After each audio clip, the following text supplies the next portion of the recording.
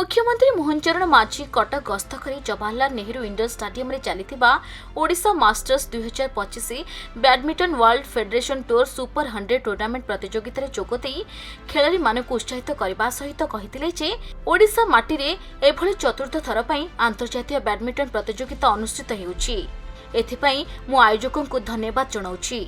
आज मोर सौभाग्यर दिन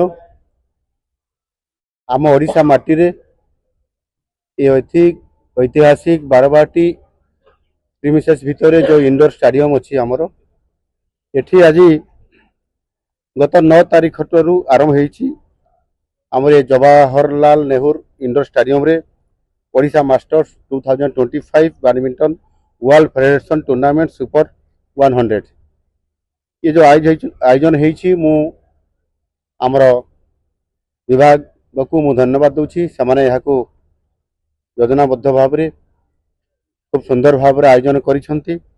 निश्चित भाव में ये जो अंतर्जातीय टूर्नामेंट पाई badminton world federation badminton association of India Odisha state badminton association एवं क्रीड़ा और युव विभाग जो माने एते संपूर्ण भाव में सामिल अछंती मु सेमानंकु धन्यवाद दउछि जे एभली एक अंतर्जातीय टूर्नामेंट जोठी आज आमको बड़ सुजोग मिलला एवं एभली एक टूर्नामेंट ओडिशा रे आमे चतुर्थ थर पई यह आयोजन आज सफलता पूर्वक आज हो पारि।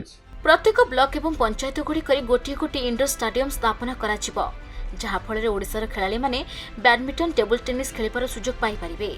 ओडिशार जातीय और अंतर्जातीय स्तर खेलाड़ी सृष्टि होई जातीय और अंतर्जातीय प्रतियोगितार मध्ये भाग नै पारिबे। राज्य सरकार क्रीडार भित्तिभूमि को सुदृढ़ करने उद्यम जारी रखिछन्ति बोली मुख्यमंत्री कहिथिले। एही कार्यक्रम में राजस्व मंत्री सुरेश पुजारी विधायक प्रकाश सेठी उपस्थित थिले।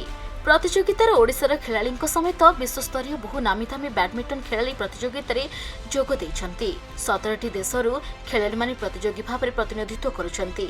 एपरिकी खेलाड़ी मानक सहित बैडमिंटन मध्य मुख्यमंत्री खेलिथिले। कटकरू आरत कुमार महापात्रଙ୍କ रिपोर्ट खबर ओडिशा।